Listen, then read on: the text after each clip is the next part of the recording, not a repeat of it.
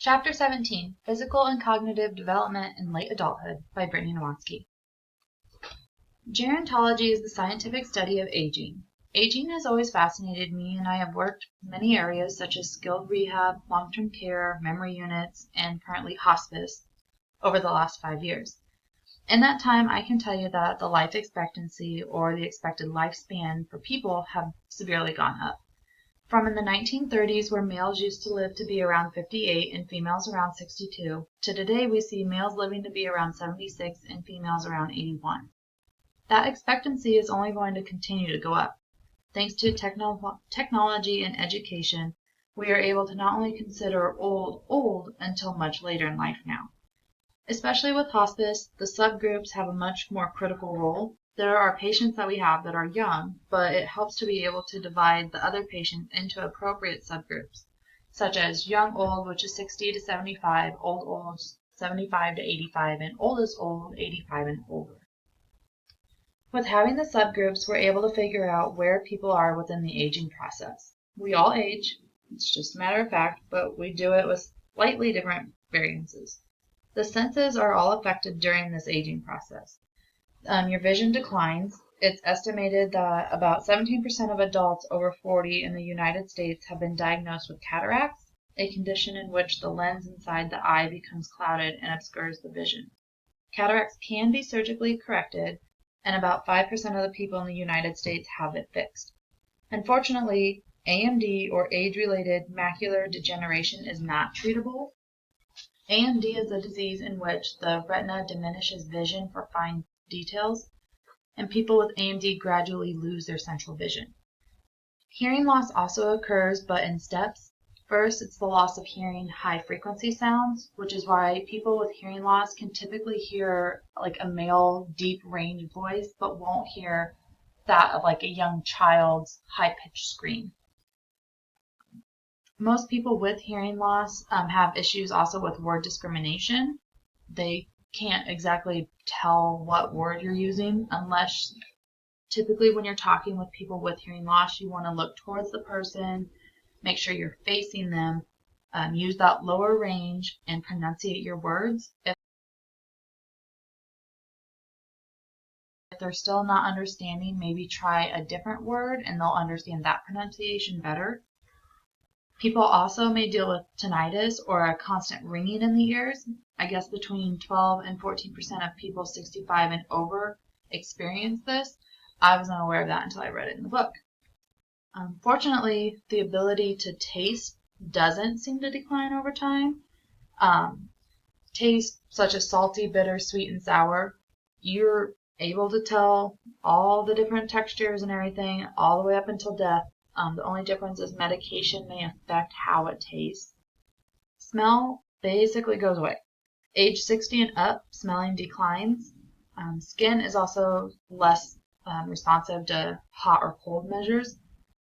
Usually seen within the extremities. If you're diabetic, it's always your feet. Otherwise, it's people's feet and hands that seem to have the most sensitive ranges. That's why if like you're ever bathing an older person, you have to watch the temperature because you may know it's warm or hot, but they won't be able to tell until it gets so hot that it could actually burn them. Or they may be cold and have blankets on and it's the middle of summer. General slowing, that's another thing that happens physically as we age. Our joints, they just don't work as well. Our nerves, they don't receive or send signals like they're supposed to. Interestingly enough, the sleeping and eating patterns are even affected. Adults 65 and over wake up more at night and have a hard time achieving the REM or the REM sleep, the rapid eye movement, which is that deeper state of sleep. So they typically become more like early rising morning people. They're not so much the night owl, or they don't stay up late, which increases the likelihood that they'll also have naps during the day to make up for that sleep loss during the night. Satiety is the sense of being full. So when you're hungry, your body says, I need food. That chemical in your brain says, no, you don't, you're full. Or it treats it like you're hungry all the time. And typically older people will either constantly be eating or overeating, and then towards the end of death, that actually gets shut off, so you won't want to eat at all. Motor functions are another thing that's affected. Stamina, people aren't able, once they get older, they're not able to keep up as much. They don't have the endurance, dexterity, it's those fine motor skills.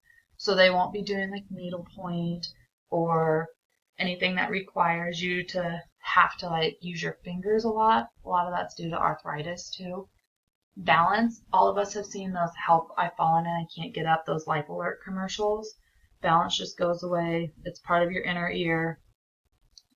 But sexual activity, 70% of young old subgroup are still sexually active, whereas 50-50 is the old.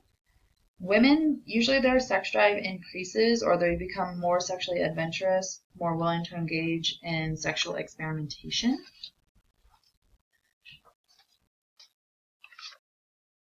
Dementia, a lot of people associate dementia straight with Alzheimer's. That's not necessarily the case.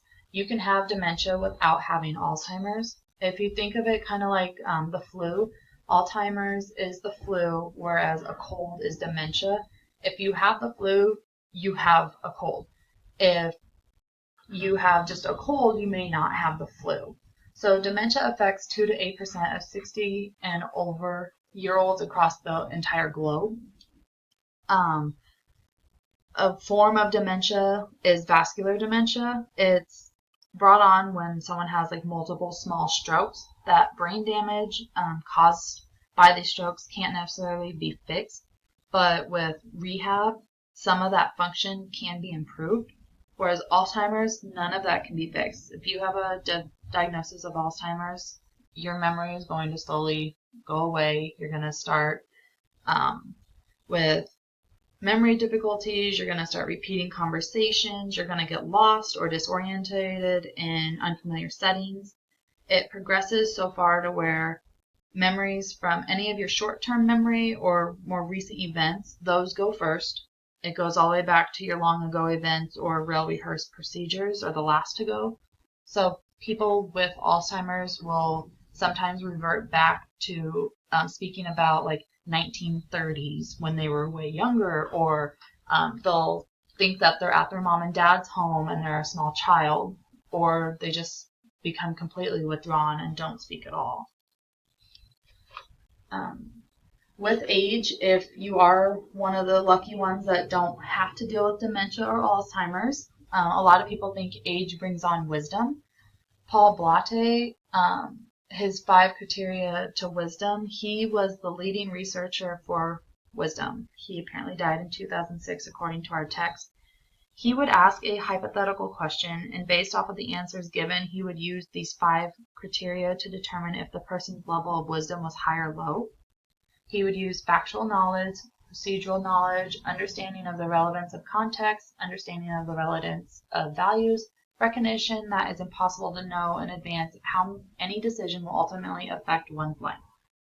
The book used the example of a 15-year-old girl wanting to get married.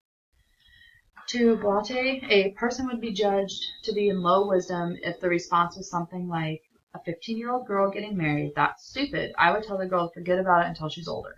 Whereas a wise person might point out, there are circumstances when a marriage at such a young age might be a good decision. Is she motivated by the desire to make a home for a child she's expecting? Also, the girl might come from a culture where marriage at 15 is quite common. You have to consider people's motivations and their backgrounds to understand their decisions. You also have to know how the person involved views the situation to be able to give advice. So maybe the idea that wisdom comes with age is actually false. According to Blatte, younger adults performed as well as older adults in response to the fictional dilemma. In fact, he found that rather than age, intelligence and professional experience are the correlated with the responses to the dilemma task. So instead of the age and I have all this, it could just be I'm smart, I've gone through it already, I may be a younger age, but I have wisdom beyond my years. Wisdom may not be completely increased with age, but I guess creativity seems to. John Cohen has developed a four-stage theory of mid to late life creativity.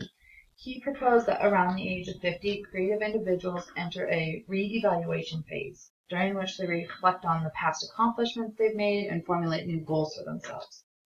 During the next stage, the liberation phase, he said that individuals usually in their 60s become more free to be creative because most of them have retired from everyday work. In the summing up phase, creative people in their 70s have a desire to knit their accomplishments together into a cohesive, meaningful story. And then finally, in the encore phase, during people's 80s and up, there's a desire to complete unfinished works or fulfill desires that have been put aside in the past.